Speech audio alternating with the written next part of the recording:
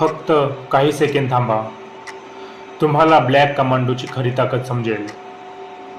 ही आहे NSG, भारताची सर्वात अत्याधुनिक स्पेशल फोर्स, ज्यांचे एकच काम असते धोका संपवणे, तेही निर्विघ्न आणि शांतपणे. परिस्थिती हाताबाहेर गेली की प्रत्येक ऑपरेशनमध्ये सर्वप्रथम यांनाच पाठवले जाते. यांच्या प्रशिक्षणात दिवस नाही तर सेकंद मोजले जातात.